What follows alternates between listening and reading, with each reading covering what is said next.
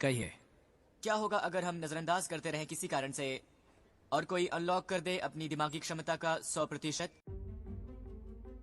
दोस्तों, आप रोज YouTube पर कई वैल्यूएबल वीडियोस देखते होंगे, डिफरेंट सोर्सेज से इन्फॉर्मेशन भी कंज्यूम करते होंगे। लेकिन अगर हम आपसे पूछें कि इतनी सब इन्फॉर्मेशन और नॉलेज लेने के बाद भी क्या आप ट्रूली एक स्मार्ट पर्सन हो, क्या आपका माइंड अपने मैक्सिमम और बेस्ट लेवल पे है, तो आपका जवाब क्या होगा? वेल, अगर आपका जवाब ना है तो डोंट वरी, इस वीडियो के एंड तक आप हमारे बताए जाने वाले तरीकों की मदद से अपने ब्रेन के हाईएस्ट लेवल को छूना और स्मार्ट बनना गारंटेड सीख जाओगे। और स्मार्ट बनने में हम आपकी मदद करेंगे, जिसके लिए आपको सबसे पहले ये करना सीखना होगा, question things.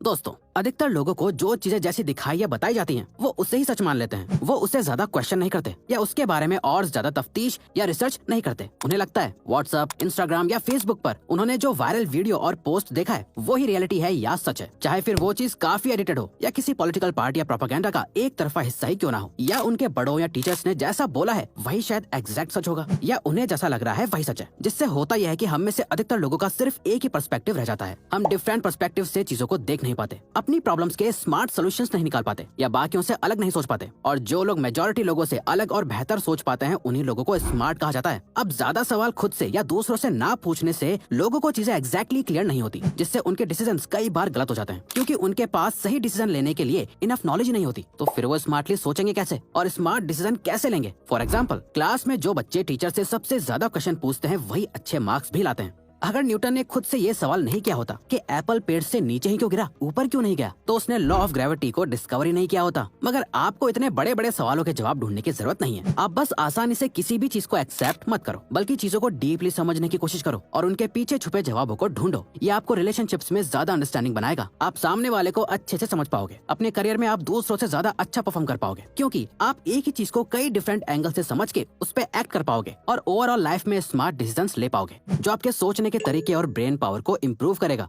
Play daily brain challenging games.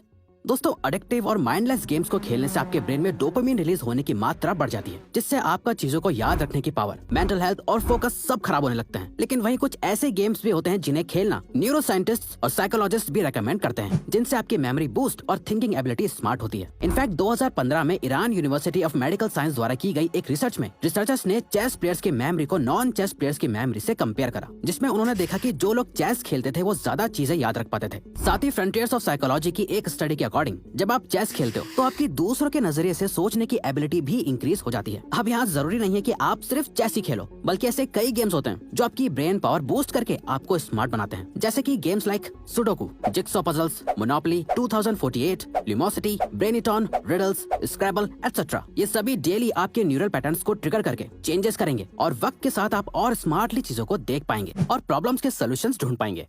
Just read something and read unusual. दोस्तों, ये हम अपने खुद के पर्सनल एक्सपीरियंस से बोल रहे हैं। अगर हम अपने फोकस का क्रेडिट किसी चीज को दें तो उसका एक बहुत बड़ा हिस्सा और रीजन डेली रीडिंग भी है। और साइकोलॉजिस्ट बताते हैं कि रीडिंग हमें सिर्फ और ज्यादा इंटेलेक्चुअल ही नहीं बनाती, बल्कि रीडिंग हमारे ब्रेन का फोकस भी बढ़ाती है, साथ ही शार्प और स्मार्ट भी। इवन ईयर 2009 में scientist Timothy Keller and Marshall ने दुनिया के सामने एक एविडेंस रखा, जिसके अकॉर्डिंग रीडिंग से हमारा ब्रेन खुद को फिजिकली रिवायर करता है, यानी अपने न्यूरल कनेक्शंस को और ज्यादा बढ़ाता है और साथ ही हमारे ब्रेन के अंदर व्हाइट मैटर ज्यादा बढ़ाता है। अब ऐसा इसलिए होता है क्योंकि जब आप रीडिंग करते हो तो आप अपने पर्सपेक्टिव को चैलेंज करके अपने माइंड में एक नई या इंप्रूव इन्फॉर्मेशन रजिस्टर कर रहे होते हो। वर्ड्स को पढ़ते हुए आप उस सिचुएशन को इमेजिन करते हो, अपने माइंड में पिक्चर्स क्रिएट करते हो और उस चीज के बारे में बहुत ज्यादा सोचते हो, जो आपके ब्रेन के कई सारे पार्ट्स को एक साथ एक्टिव कर देता है। रीडिंग करना ऐसा ही है जैसे फिजिकली स्ट्रांग बनने के लिए आप जिम जाके एक्सरसाइज करते हो, वैसे ही रीडिंग करने से आपके ब्रेन की एक्सरसाइज होती है और आपकी मेंटल मसल्स बिल्ड होती हैं, जो आपको ज्यादा स्मार्ट बनाती हैं। यही रीजन है कि वर्ल्ड के अधिकतर स्मार्ट और सक्सेसफुल लोग आपको बुक्स पढ़ते हुए या बुक्स का जिक्र करते हुए दिखाई देंगे। Constantly learn and try new things.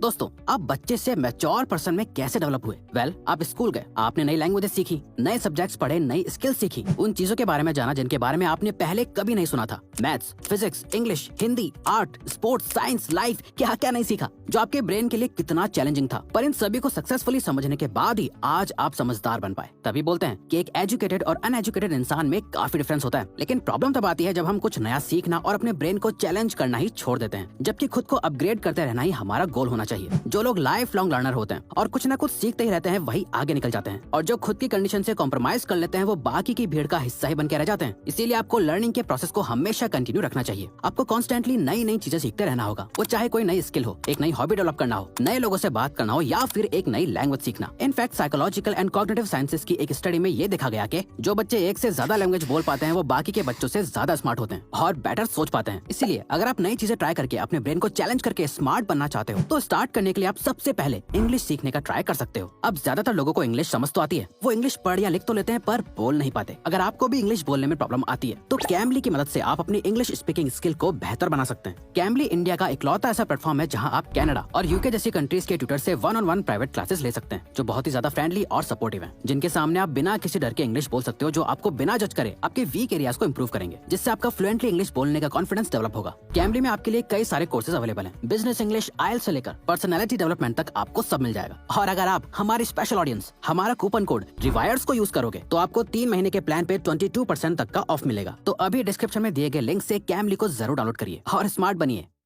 Think more rationally, less emotionally.